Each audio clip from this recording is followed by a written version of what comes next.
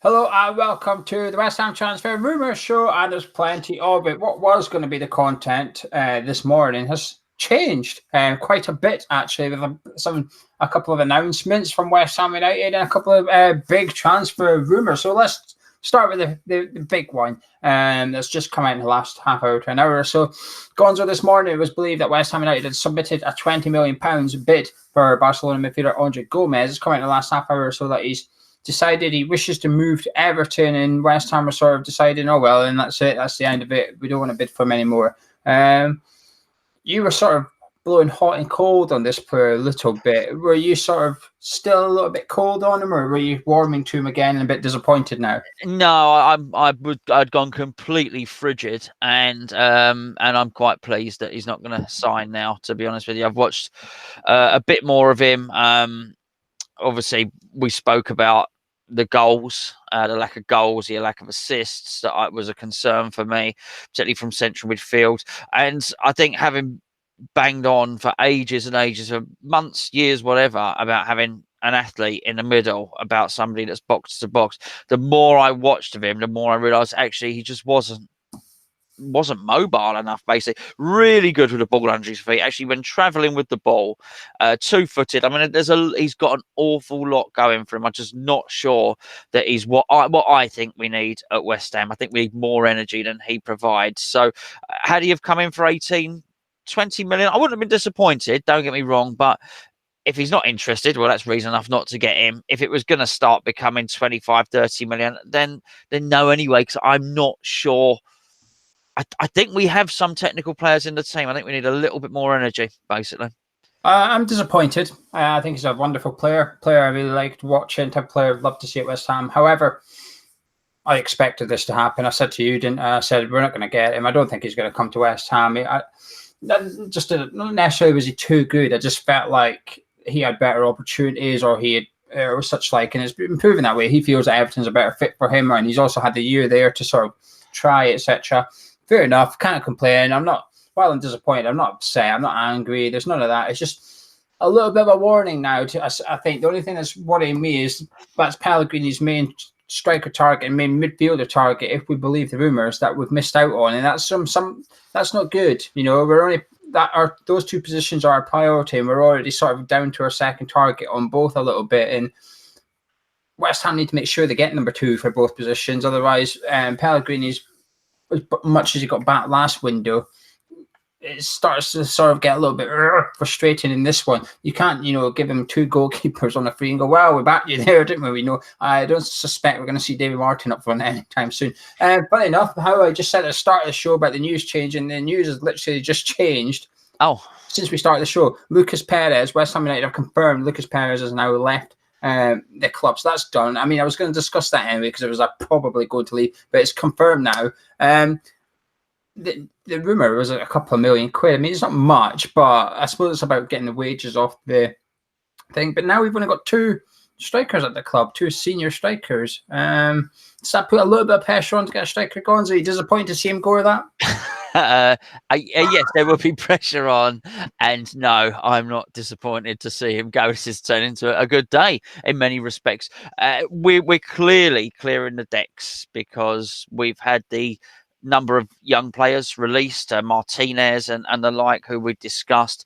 The decks are being cleared there. Nasri's gone, Carroll's gone, Adrian's gone.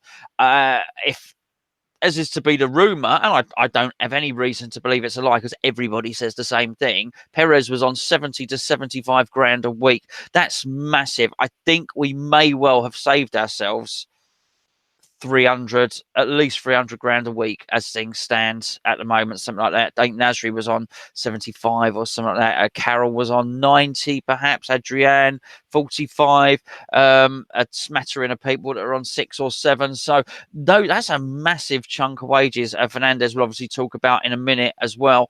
So obviously that's happened, and it looks like we've brought in 10 million today. So I think it's quite funny, actually. I think we're haggling on getting the players in, but I think we're trying to get players out as quickly as possible. I don't even think we got the time to negotiate 8 million up to 8.5 or 9 or something like that. There's clearly a policy going out of just trying to recoup as much money as possible. Honestly, it's like the last 5 minutes at a car boot sale at West Ham at the moment. Yeah, take it. We just want some money.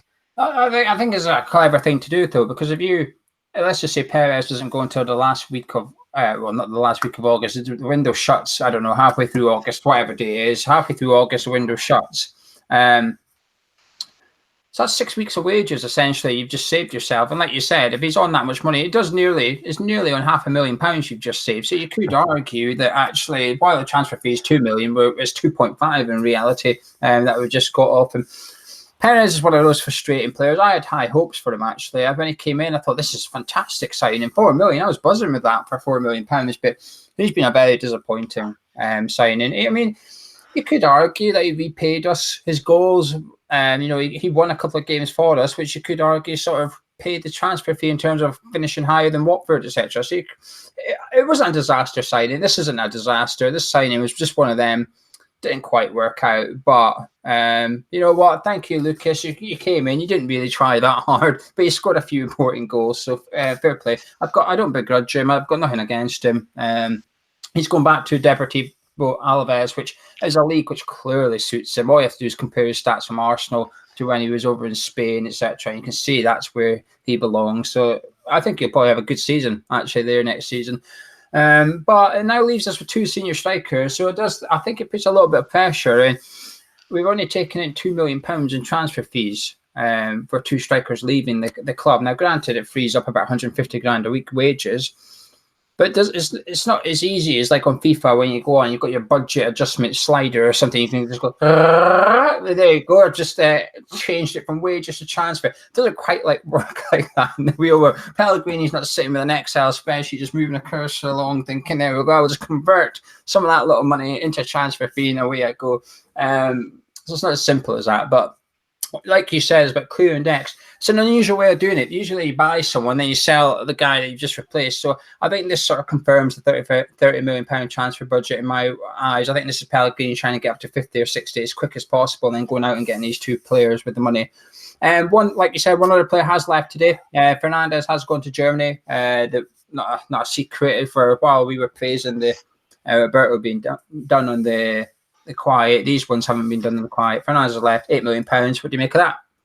Happy with that again, and it was a punt. It was a punt that didn't work out fantastically well for us, but we've made a bit of profit on it. I think he was 4 or 5 million, something like that. He's gone out. He's had his loan. He's obviously done enough for I don't know where they finished in Germany, to be honest with you, but I would imagine a middle tier German club. He's done well enough for them to find him an attractive prospect.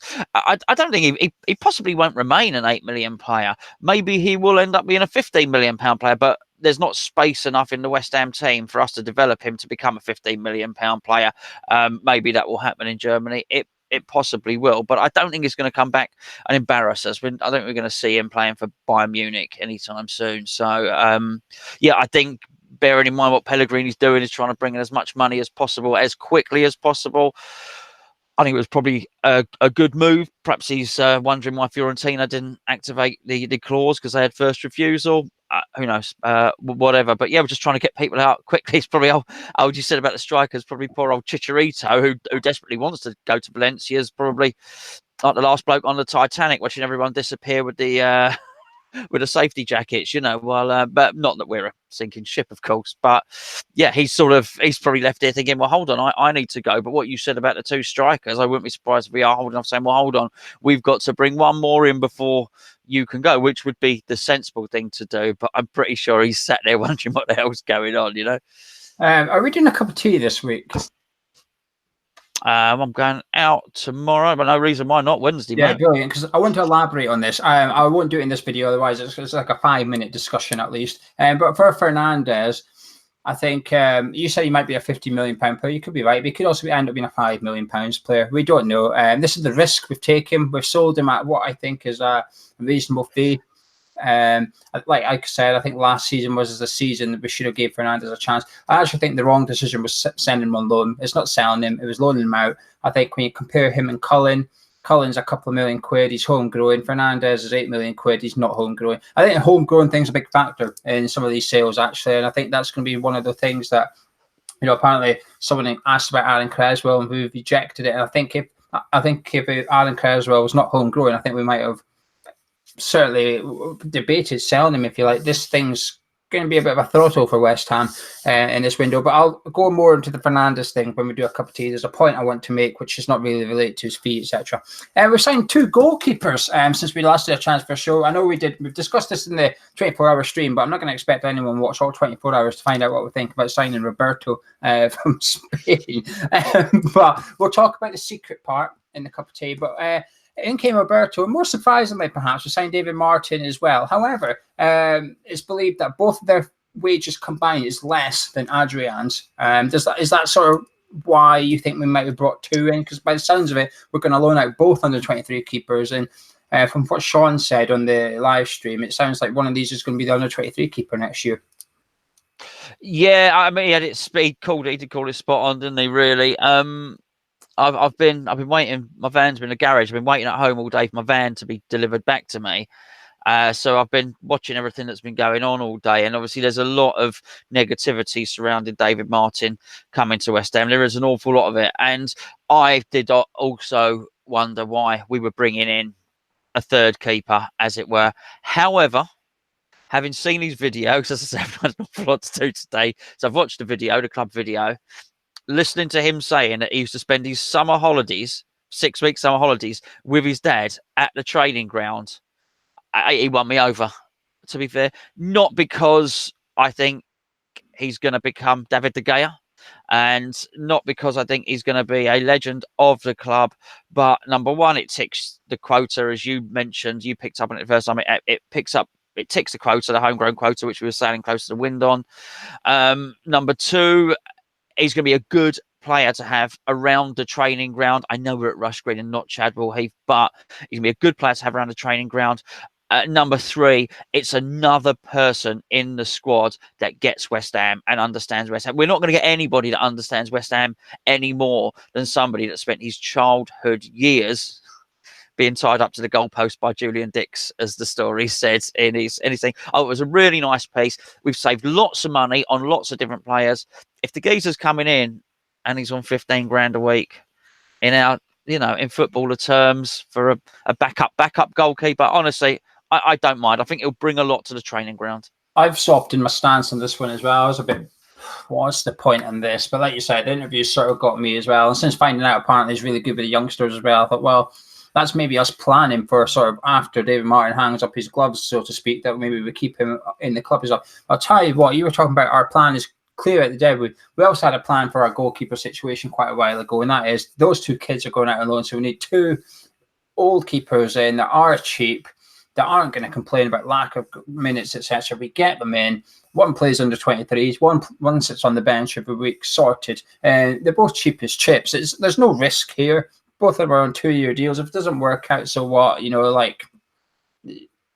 All you need is one to work out to become the backup goalkeeper. The other one could sort of completely fall apart, and we never ever see him make an appearance. There's a good chance we will never see one of these keepers play for West Ham United in the next 2 years. Fabianski's got 2 years to go. These 2 have got 2 years on their contracts. There's a clear plan here by West Ham United, and that is all 3 goalkeepers will leave at the age of 35 years old, and then we have Trott and I don't know how you pronounce his name. Is it Angang? How do you pronounce his name? I don't know, but I've seen him play very good. Very good. Angang. Them 2 are then hopefully 2 years of first team football at lower league football. I think this takes the pressure off finding them a championship club. Remember we were saying, why are we insisting on a top championship club? I think the second year is a top championship club level. I think the first year, this season coming, I think they could go to a League One, maybe even a League Two side and say, just get minutes in your belt, prove yourself, so that a championship club wants you on loan the following season, so that you can then take your pick of your bunch at who you want to go to away from the Premier League.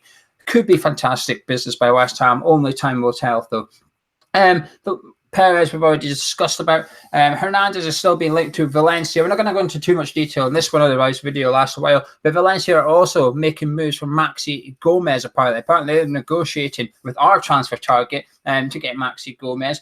One thing that Perez was supposed to be used as maybe a bit of a paperweight in order for West Ham to get Maripan, the centre-back, in, who Pellegrini really wants. Now, since the Perez one's gone through, it could insinuate that there's a gentleman's agreement in terms of the centre-back coming to West Ham as well. Apparently that was the delay as to why Perez was taking a few days to go through. So more to see on that one as well. But any other transfer rumours you've seen? I've seen one more, but we're not going to go into it too much. I'll mention in a second. But have you seen anything else? No, but I would say on that Maxi Gomez one, we are meant to be the 16th, 17th richest club in the world. If Valencia are bidding for him and Valencia have a sniff of getting him, and that's who we want, we should be able to blow them out of the water. But there's no way they'll be able to match us on wages or on transfer fee. So if we really want him, and that's our only competition, I'd imagine we would probably get him. Valencia's got two good strikers as well, so I don't really get that link unless Valencia's shifting someone on that we don't know about. So wait and see. I think there could be a striker at Sevilla this summer. I don't know if West Ham are interested in anyone, but they've got De Boer signing from Salzburg, who someone that's always intrigued me because he's always done it in the Europa League stage, and he's done it for Israel as well. And when me and Charlie did the video in January about who could come in for Fernandes, we did De Boer. And as Charlie was editing it, the news came out that he was in Sevilla for medical ahead of a summer transfer. So, cheers for that. But it does. I wouldn't be surprised if we're linked with Ben Yedder again. I would not be surprised if the Ben Yedder link pops up again soon. The other player that we've been linked with sporadically today is the Fenerbahce captain, who is a left back. His name is Ali Kalidrim, I think. He's got a release clause though of about £4.5 million. So he's not cheap, but he is the captain of a Turkish side. Gary Medel has also been told by Besiktas to find a new club. that's a laugh of you can condense that to 2 words, can't you? Basically, 2 swear words. Well, 1 swear word and 1 off. Yeah, that was a laugh of what that was a laugh of it better not be happening as well. But anyway, that's our transfer rumour show. Myself and Gonzo will be back later on this week with a cup of tea. If you've got any questions for the cup of tea, leave it in the comments below. I will be taking a note of them all as well. On our forum channel right now is our interview with Kieran Maguire. He joined us on the 24-hour live stream. Gonzo, you were fascinated by that interview and you grilled him on FFP. Oh, I don't know if I grilled him. There's only one grill around here, mate. I'm more of a saute sort of man. You're like a George Foreman grill with extra flames on the side. You're the Paxman round here. No, I gently marinated him to get the information. Yeah, so if you want to find out about FFP, he also goes into other things such as how much was the London Stadium move worth to West Ham per season, what our transfer budget this summer should be, how much he values West Ham United at if we were to sell it. Then go on to Cam Bailey's personal website and have a look at the difference. It's quite interesting. He talks about debt. He talks about interest rates. Sponsorship deals. What is stopping West Ham and the London Stadium getting sponsorship deals as well? It's very, very, very informative as well. It's on your thing right now. Head over to the Hammer Chat Postcard. Make sure you subscribe to it. We've got a video going up pretty much every day on that channel, and we'll have plenty on this channel as well. Drop a like in the video, enjoy it, subscribe if you're new around here. You'll find me and Gonzo back with a cup of tea in a couple of days.